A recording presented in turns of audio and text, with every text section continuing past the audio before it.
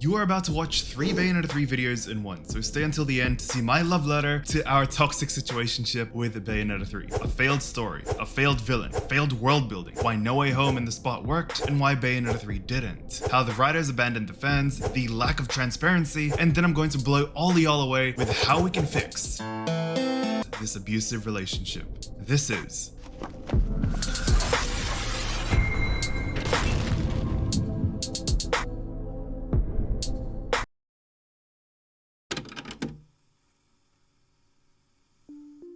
Cereza's death was the little boy that dropped on October 28th, 2022. On screen, they killed off 3 of the main protagonists. Now, some of you will say, they're coming back. It's in the chapter title, it's Singularity's words, they're just in Inferno. Yeah, I get that. Kamiya once said that most of us didn't understand the ending, and whether or not that's a hint that they are alive is irrelevant. But that's the problem. I feel like a lot of the uncivil discourse that happens online about Bayonetta 3 is due to the game's inability to explain the story. I'm not saying to blindly tell us every single thing that is happening in the background and foreground. We just want a clear, somewhat simple and consistent story. Quentin Tarantino does this with little bits of his films. While I do agree with this kind of mystery for little details here and there, it kind of loses the point when it's done to the major plot itself. That's where you come in. Comment below right now what criticisms you have for the game, and let's see if I can mention it throughout this entire video. If you want to increase your chances, comment as many as you can. The whole story, or even little scenes, are left for the audience to theorize and interpret in order for a reasonable explanation of what's going on. It's all left to theories and speculation, which is fine. I absolutely love the concepts that Lily, Athena, and Maddie have been putting out, which Platinum Games should be doing. And if you do the math, we get an average of 4.138 years, or 4 years, 1 month, and 20 days for new content for Bayonetta, or 6 years without spin-offs and origins. You can start a brand new college course or degree, get that degree, or fail that degree, and try again, and the next mainline Bayonetta game will not have been released. And you know what? Maybe that changed with the new management that's going on right now. But am I saying for the developers to speed up? No, you missed the point. What I'm saying is to have written this installment and have finalized the trilogy in a way that keeps the audience satisfied, especially if it's going to take a long time to see them again. Right now, it feels like we're in a state of division, depression, and apathy for the series going forward. But don't worry, by the end of this video, you'll see the solution. I understand that gameplay and mechanics are the core factor of the Bayonetta franchise.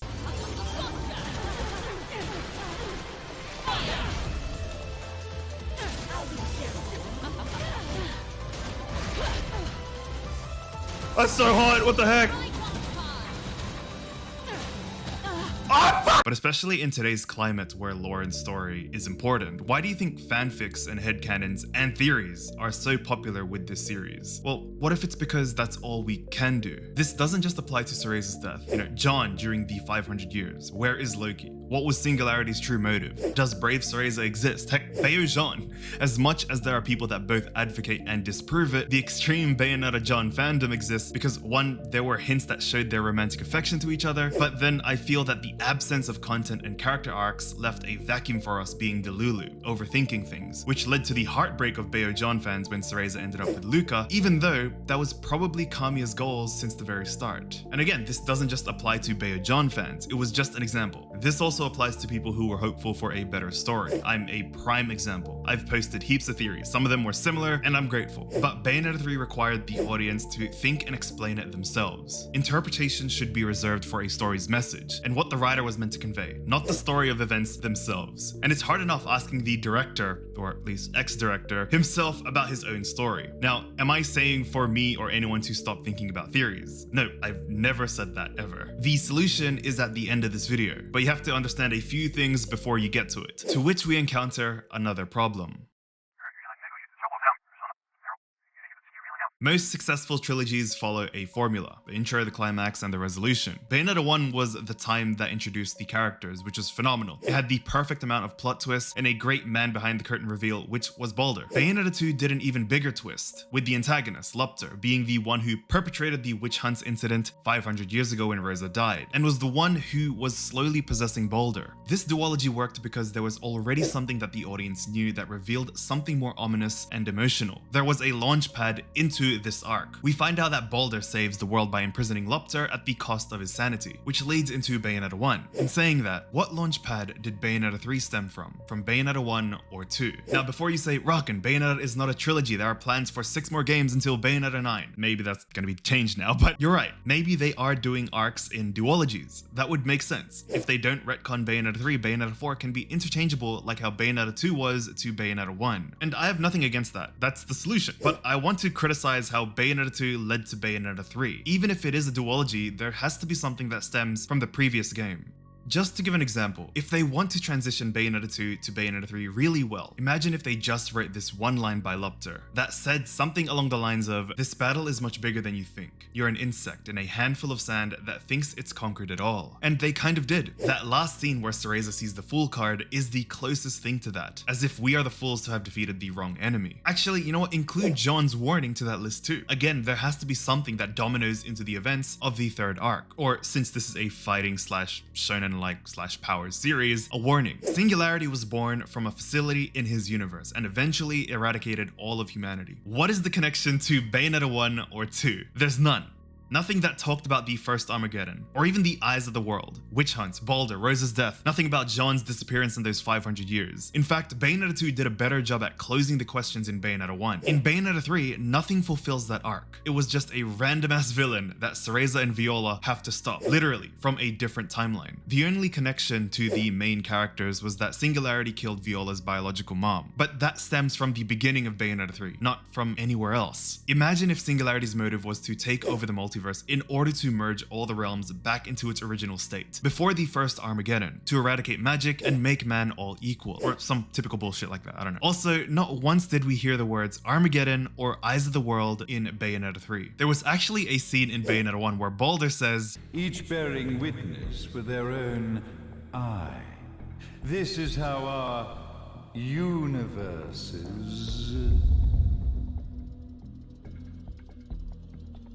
existence was preserved."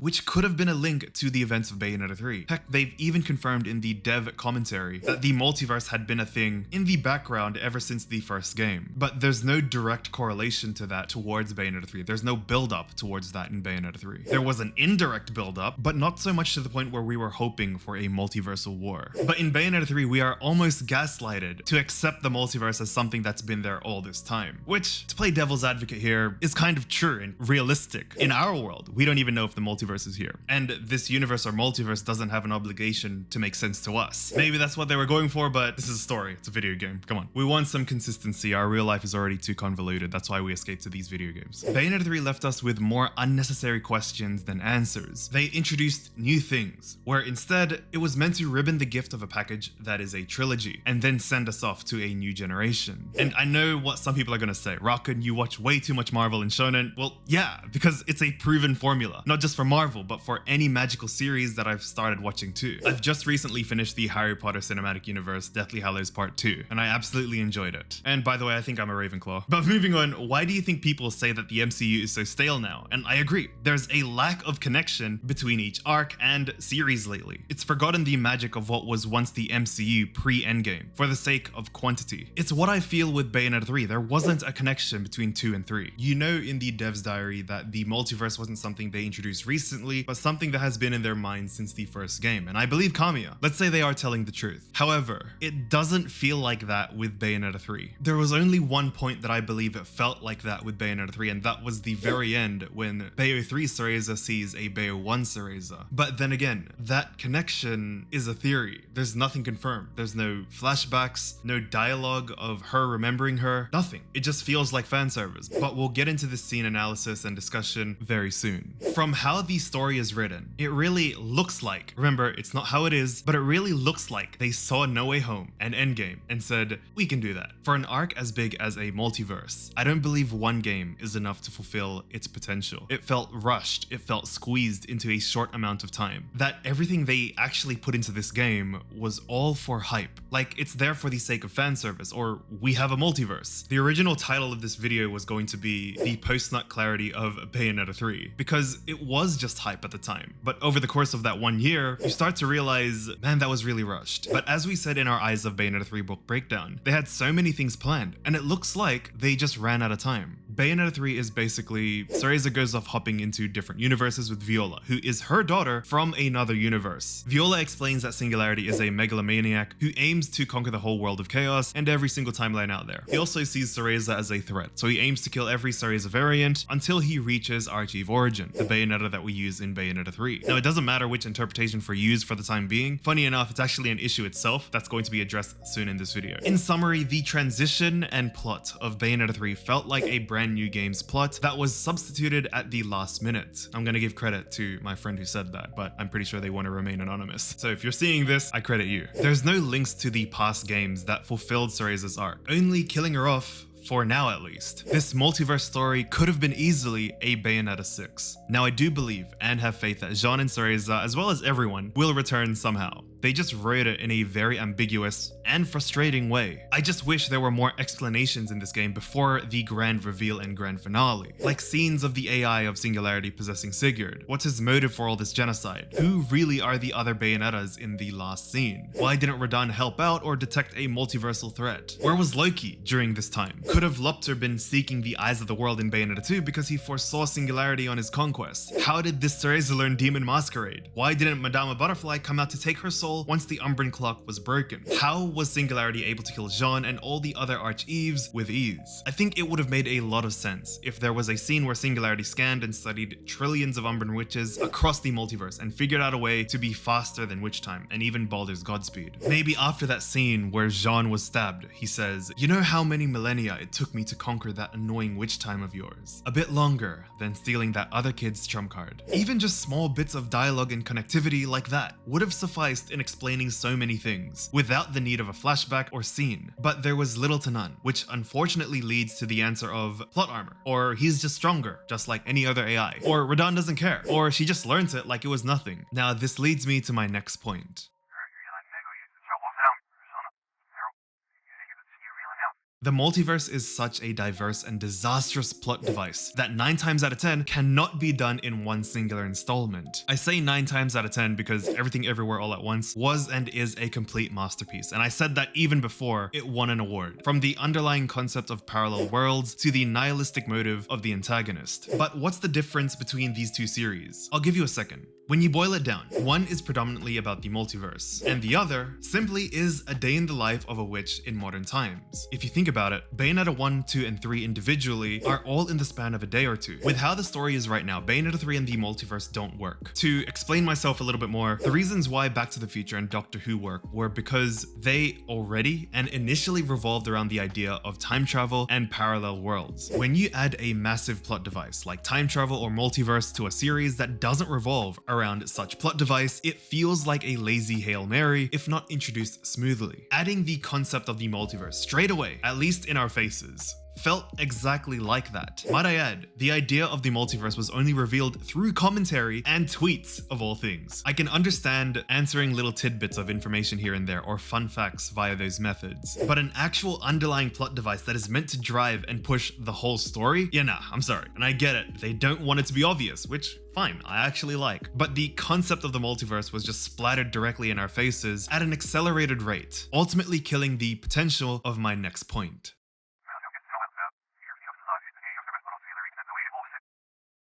Now, in my opinion, what makes a great main final antagonist are these. The first one is connected to the main protagonist. The second one is mutually connected to the deuteragonist. The third is shows connections all the way from the first installment. And the fourth one is gray area motives. Crazy powers, looks, hotness, power scaling, fuckability, whatever comes later. As long as you have those four, you can make them as hot, ugly psychopaths as you want. And that antagonist is not necessarily going to be likable, but it's going to be memorable. Think of any memorable or timeless antagonist. They at least have 3 of those 4 checkpoints, and probably there are some exceptions to those rules. Now, does Singularity have them? Let's see. Connected to the main protagonist? Nope. Mutually connected to the deuteragonist?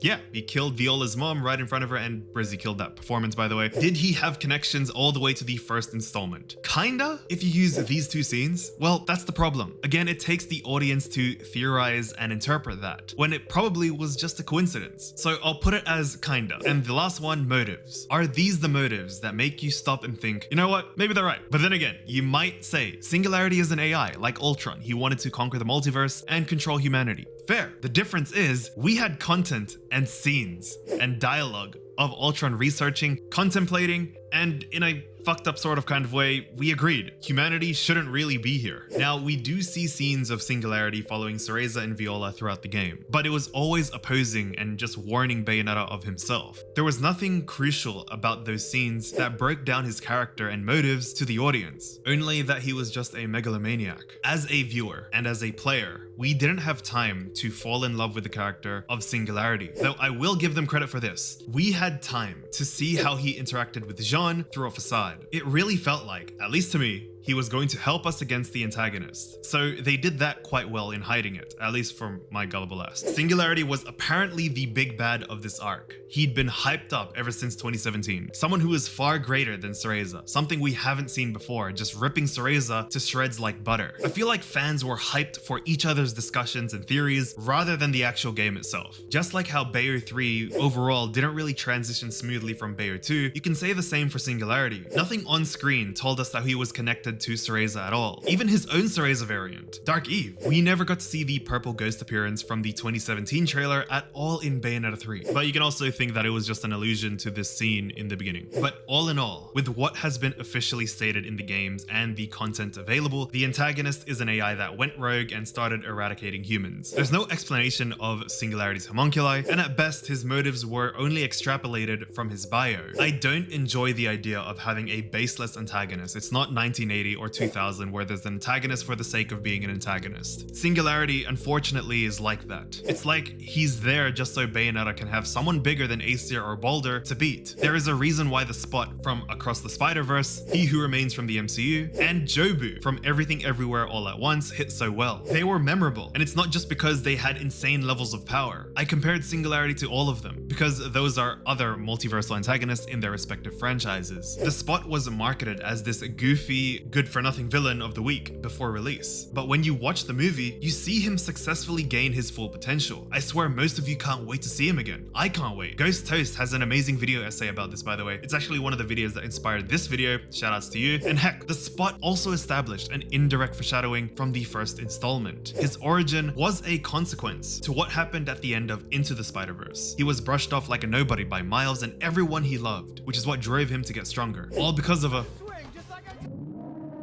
With Jobu, she was the product of child abuse and experimentation, which gave her a multiversal level of trauma and nihilistic view of everything. See how deep of a layer their backgrounds have compared to Singularity, especially Jobu. Now, I'm not saying Singularity is a bad antagonist. I'm saying that there needs to have been more material, more content to prove himself to the audience that he is a character that is worth being defeated by Cereza. Not just because he's the strongest and has the highest level of power scaling, but because he is a what-if scenario of everything Cereza would have done if she just decided to be a villain, but instead we just got some megalomaniac AI gone rogue trope.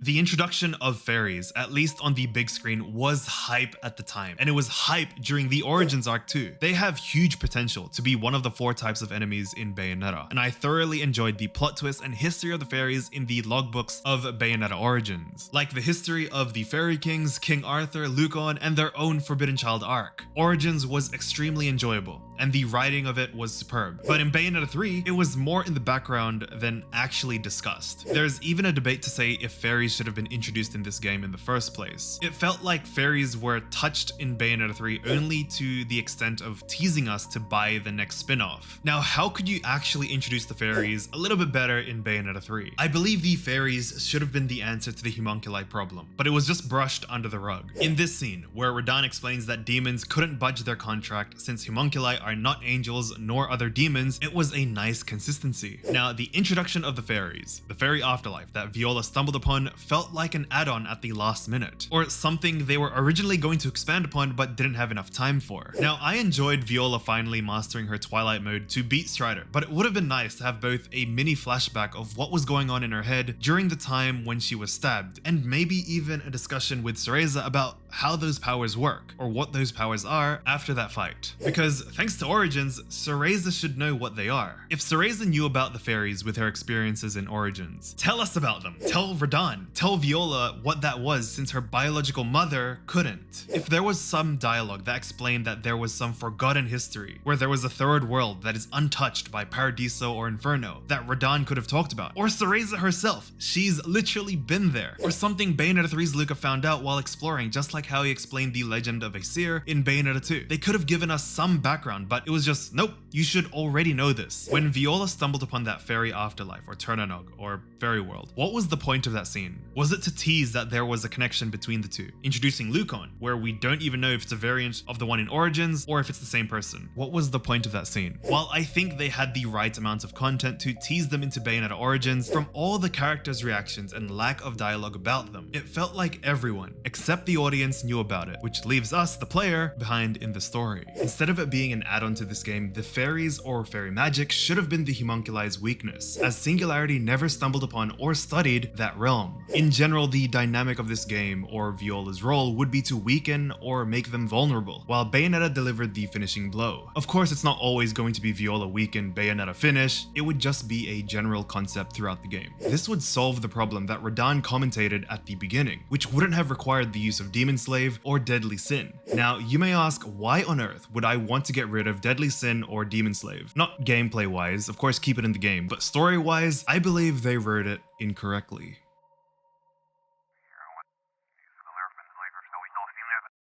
Like with the fairies, it was an amazing plot device that was tarnished. But unlike fairies, with the lack of content, it came with the saturation of content. A huge shout out to Aaron Moisover for inspiring this segment. Deadly Sin was an idea that was hyped up in the release date trailer that spooked everyone, and it was so hype. October. Oh no, fuck.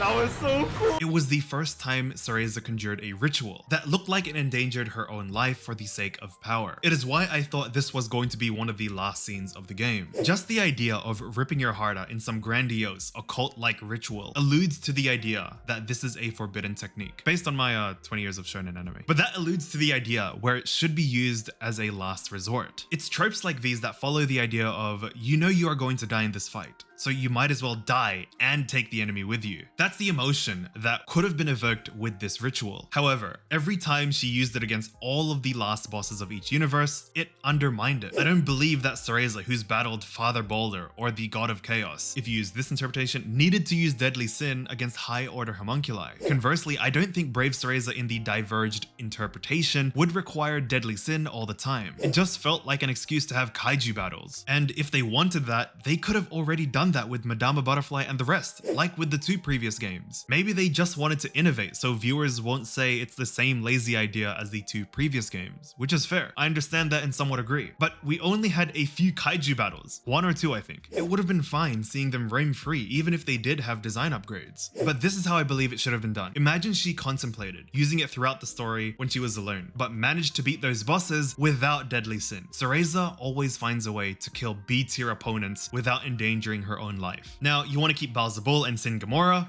Fine. Put them in the final fight. Deadly Sin should have been a one-time move that allows the user to use all of their demons in their arsenal at their max capacity. Imagine if the only time she decides to use it is when Viola is being gripped by Singularity. Heck, John, when she was about to get stabbed, followed by an inner monologue of Cereza talking to her Madama and her demons, saying how she's going to miss them. And yeah, I know, shonen cliche. But it would have been a perfect time to also show their flashbacks of them meeting each other for the first time, because we've never seen that at all before. This would have given so much depth to their relationship between Cereza and her demons, seeing how much Cereza has grown as an Umbran witch. Once she's finally summoned Deadly Sin with all her summons, that unveils her demon masquerade for the first time, the strongest any Umbran witch has ever gotten. Something that Ava and Rosa were trying to accomplish, Cereza did it right there. Umbran witches go to Inferno regardless of their death, so you might as well maximize your bond with your demons for the benefit of saving the world or whoever. After beating Singularity, that's when you see Bayonetta collapse, causing her Umbran watch to break. It's poetic, as if a deadly sin is what will break your heart. That's how it could have, but instead, it felt like an excuse to put more Godzilla Pacific Rim kaiju battles.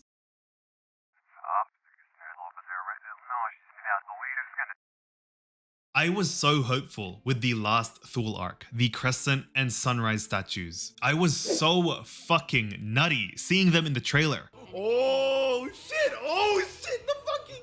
Oh shit! But we just got a cinematic that felt rushed. Imagine they gave you a cinematic of Victory Road, and then it just teleports you to the Pokemon League. It was something I hoped that they would bring back from Bayonetta 1, a callback to the Tower of Truth, like a test to see if you were really ready to verse the final boss, battling these upgraded enemies that you versed throughout the game. And you know what? I'm pretty sure that this was the original plan, but they ran out of time. In the Eyes of Bayo 3 book, there are concept arts of the map of us exploring that entrance. Maybe there could have been a protect the care package style of gameplay during this chapter, where you protect Sigurd, similar to protecting Brave Cereza or Little Cereza in Bayonetta 1. If this was a really hard chapter that took hours to complete, it could have amplified that scene where Singularity stabs John, giving us the impression or emotion of, but we protected you, kind of betrayal. To be honest, I was hoping for a co-fight with John during this chapter where we have that nostalgic trip of fighting together again with our Umbran sister, just like how we did in Bayonetta 1. And don't get me wrong, I love the cinematics, but for this scene, ironically as someone who loves the story, I wanted gameplay. Also, more dialogue about the creation of Thule would have been nice, rather than just simply putting it in the echoes of memory. A fucking mysterious island that connects to the multiverse is something I wanted to immerse myself in. Was this an island that Rosa told fairy tales to Cereza as a kid before? Was Aesir trying to find this island? Was there a magical barrier that prevented it from being found by modern humans? It just seemed like it was there all this time with very little explanation, and that leaves the audience behind.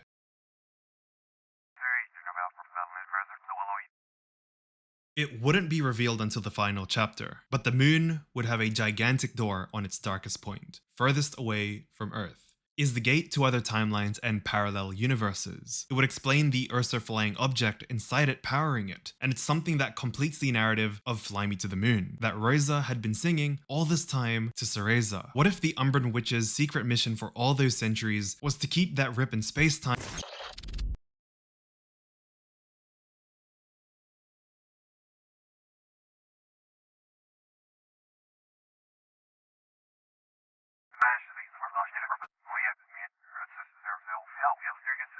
I think Platinum Games are so lucky to have people that love side characters like Jean and Loki so much to have dedicated pages for them, even if they have very little screen time compared to Cereza and Viola. I remember when everyone was hoping for more scenes and chapters for Jean, especially with Kamiya being an executive director, but that eventually didn't become the case, where we even saw her die in front of us. At least for now. Yeah, I know, copium. I believe this is the reason why most people enjoyed Bayonetta 1. She was a recurring character that was always interacting, trash-talking, and gaslighting the main protagonist, as if she was taunting us through the screen. I know most of you would say that Jean didn't have enough time to shine in Bayonetta 3. Of course, she couldn't do the things that she did in Bayonetta 1. In Bayonetta 3, she's not brainwashed, but regardless of what interpretation you pick, there could have been more interactions like near the end, emanating their day-to-day lives, seeing them having matured from 500 years ago or 20 years ago. We got one interaction at the end, and it was her calling her a bitch, which I still love, you know, don't get me wrong. Those additional interactions that could have happened would have been so refreshing, especially having to wait 5 to 7 years for another installment. Not just interactions, but also Jean's abilities. Angel Slayer, All for One. Is there a gun that's named One for All somewhere? How she fights, how she connects with her Madama. You need to build these characters as equally as possible, so that way they are all memorable. Especially, again, waiting 5 to 7 years for another game. You waited 5 to 7 years only to see...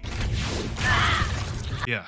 Radahn is another character with huge potential, and I was super hyped to have him use his Fallen Radahn or Devil Radahn mode in the prologue. But that was it. He is deemed to be the strongest character in the whole Bayoverse, and that's said by Platinum Games themselves. But who knows, maybe Singularity changed that? Even then, strongest or not, why didn't we get a scene or chapter with him? And thanks to Recon and his data mines, there could have been a chapter with him. If this whole game really is to set up Kamiya's vision of a new generation, aka Viola, you want nothing left untouched, and that is the reason why everyone thinks that they will be back. There are so many unanswered questions that you can't just leave untouched. You all know my hopes were to see Radahn versus Singularity at the end. Then for the sake of the story, just let him verse Singularity's Limbo clone so that way Cereza can beat the story villain. I call this the Mereoleona device, where one character is objectively stronger than the main story character. And in most arcs, they are the ones who verse the actual strongest villains, while the main character fights the story villain. Radahn is a perfect example of that. I've been saying this since 2020. You know, he was actually concerned at the start of the game, but didn't get involved later on. I feel like having his bar be affected would have led to him doing something about it. But moving on from power scaling, I would have loved more history and flashback scenes with Radahn, since I feel like that's his purpose for being in the story. A sage, no pun intended, but a sage of unimaginable amounts of knowledge. He could have been the one to explain that he once encountered a Bayonetta that risked her life for Jean, or another that fought her dad, or another who was trying to save her timeline, confirming that those other Bayonettas in the games we played were variants. Instead, the more I play this game, the more it feels like that scene was purely a skin showcase and fan service, rather than it being true to the story, because there's only subliminal messages or design features to who they were, rather than dialogues of their story. I bet these Bayonettas were going to be explained further about their backstories, according to the Eyes of Bayonetta 3 book, where they come in around 20% or 50% through the game. Having a story always revolve around one character saturates the whole entire thing, and it doesn't give time for the world around them to build, ultimately making it feel like a self-insert. And I would know that because I made one years ago. But why do you think Demon Slayer, My Hero Academia, AOT, Nier Automata are all so popular? One of the factors are their characters, which simultaneously lead to more merch and sales. And yeah, I know the game is her/family name, and that it's just a video game, not a movie, but it's been proven that you can have long times between installments, using that one time you have to produce a game to tell multiple backstories and still write a masterpiece.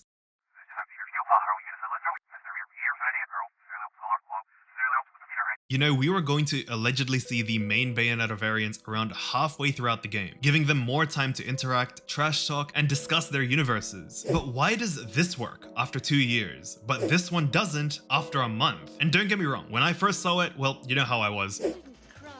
I didn't get it! It's the same pose that I drew, that Neptune drew!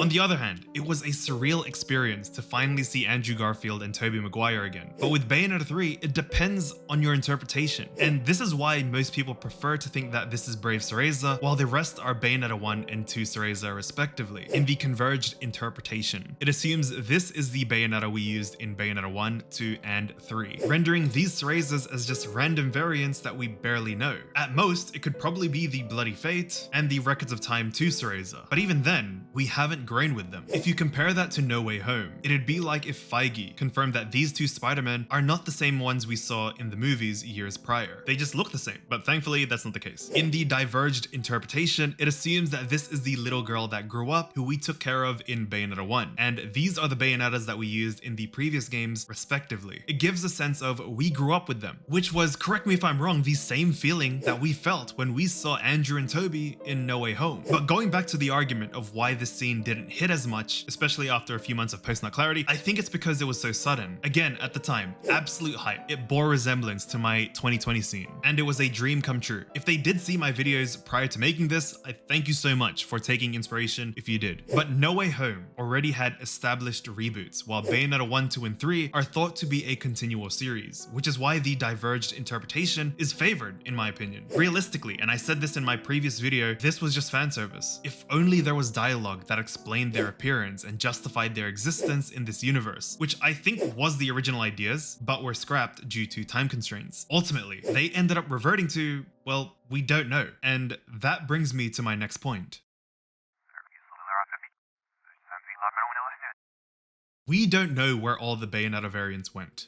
Sure, they went back to their original timelines that were restored. Well, why didn't you show that? We don't know if Luca and Bayonetta are coming back. We don't know if John will return. We don't know how Rosa and Boulder met. We don't know what John was up to in those 500 years when she was on the run. You know, where was Loki? We've said this already, especially for the first 3 questions. All we can do is speculate with the dialogue hints mixed with intense amounts of copium. Before, I never understood why people would leave this franchise, and now I do. It feels like Cereza and John's death were for mere shock value, trolling us with to be continued in a new generation, all to just bring her back in Bayonetta 4 or beyond. But even that, the thought of that feels like copium. Again, I completely understand why a lot of veteran, die-hard Bayonetta fans left the franchise, and it's all due to the rushed and risky writing of how Bayonetta 3 rolled out. If they wanted to keep Cereza in the games, why didn't they show us a direct hint of them returning, instead of putting it in some subliminal hidden message and then blaming it on the players that they misunderstood the ending? If you didn't want us to misunderstand it, why couldn't you have just explained it better, instead of just leaving it for us to theorize and cope with an unhealthy amount just to comprehend a basic understanding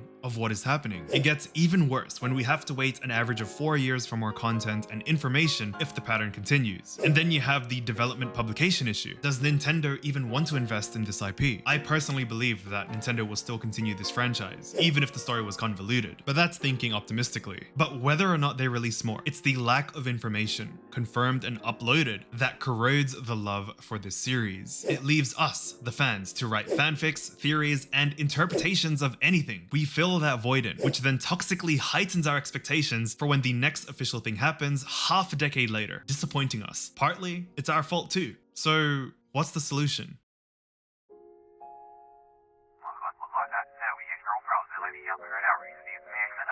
No matter how much we complain about the problems that lie in this game, the best we can do is adapt. From least effective to most effective, oh my god, I feel like Kenta Bento. This is the game plan to resurrect this franchise. We already know the first baseline solution. It was this video, to lead off from where we are with all the criticisms of this video in mind, and continue Viola's character arc from Viola's imposter syndrome, getting tired of Monsters of the Week arc, and her final realization that begins her journey as a true Umbran Witch arc. This is where the DLC solution comes in, a mini story that shows how Viola's coping with the disappearance of every Cereza variant, or a DLC that reveals that Jeanne is alive all this time, cheating her own death for the 3rd time, which teases a rescue mission for Cereza and Luca, or a DLC that reveals that they are all alive. Cereza and Luca were just not shown at the end, which is why Viola has Cereza's glasses. If they don't want to change anything and keep their pride in the game that they've made, fair enough. But what if they didn't? This is where the deluxe edition comes in, a second attempt at stardom, the Bayonetta 3 Director's Cut, possibly making it a launch title with the next generation Switch to maximize sales. This new Director's Cut would include all the improvements they wanted in the original Bayonetta 3, on top of the graphical and gameplay improvements, hopefully adding more scenes, dialogues, echoes of memory, and chapters that fill in a lot of the rushed moments in this game, aka having more elements from the game that they originally planned in the Bayonetta 3 art book. Though realistically, I am betting that this Director's Cut will only involve graphical and gameplay improvements, just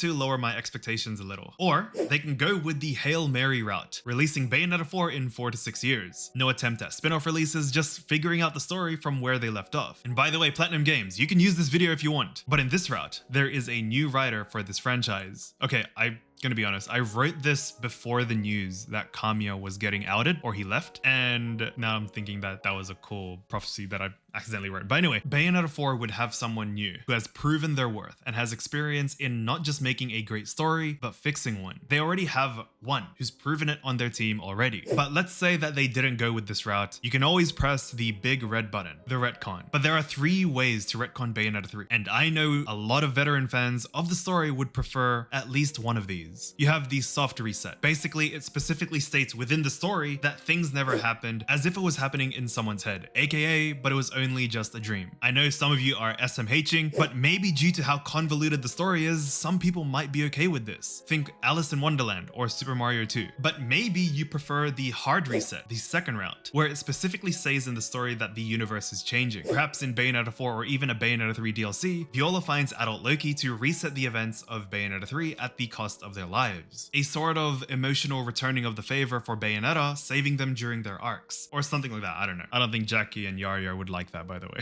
But regardless, it states that the events of the previous installment would be reversed and continues off into a new story. And Viola and Loki can come back later, like Trunks, a second chance at writing a masterpiece. But then you have the third route, what I call the Nile reset, which almost acts like a reboot for the same story, where both the fans and the developers don't just think about that installment ever. There's no official announcement, there's no story that tells us to forget. We all just magically, unanimously forget about it. Think Drakengard 2 or DMC 2. I believe those games are unanimously skipped by the fans and continued on like nothing happened, but please correct me, roast me if I'm wrong in the comments. But let's say none of these fixes are implemented and the writers just continued off, not swallowing their pride. Well, this is where spin-off releases come in. Kamiya has expressed interest with other character arcs, especially with Jean. But the problem is, will Nintendo greenlight it? Bayonetta Origins sold only 15% of what the mainline sold, and that was for its protagonists. But who knows? Maybe Nintendo will greenlight it. I'm not gonna say no to that. My good friend Yar came up with this amazing Legend of Aesir spin-off. And look at the concept and the gameplay mechanics that this game could hold. I absolutely would enjoy something like this. And let's just optimistically say that Nintendo will greenlight things like these. This game would detail the backgrounds of Aesir, Lopter, and Loki, and perhaps even a third brother. Who knows? But it's spin-offs like these, especially like Origins and the Legend of Aesir possibility, that build the world around Bayonetta so that way she can shine. Bayonetta can shine brighter if the world around her is shiny too. But then let's assume that there will be no spin-off releases that detail the background of the whole lore. Then I'm going to recommend you something that I don't personally like. Something Kingdom Hearts fans and Nier fans have in common. Yoko Taro knows that impressive game writing takes years to master. And when you only have one shot in what seems like a decade for releasing a niche game, you have to give an amazing impression. He knows this, which is why he puts out or approves of supplementary releases, poems, chapter books, stage plays, OVAs, manga, anime. Imagine a manga about Rosa's past, or a diary entry release of Jean on the run for 500 years, or a chapter book of Sigurd's past before he was possessed by Singularity, or even a manga about Viola's upbringing with her biological parents, or my favorite. By the way, remember this first anniversary poster? I got so confused as to why Bayonetta 3 Bayonetta is with Luca and Child Viola. It didn't make sense, but then I realized, what if this isn't the two that we know and love,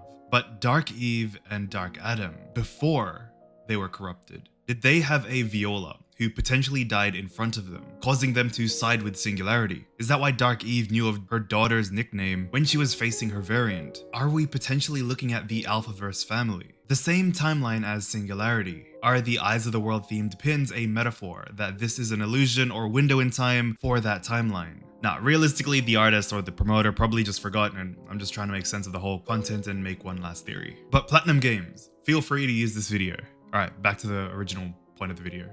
A manga about Cereza and Luca seeing their Viola die in front of them, causing them to become Dark Eve and Dark Adam. I'm not even talking about a full-fledged anime. Heck, realistically, they won't do this, because I know that these sort of things require funding, demand, and even a green light from Nintendo. Then maybe just a little communication between you and your fans would help the franchise you love so much. I'm Rakunx, and never get disheartened.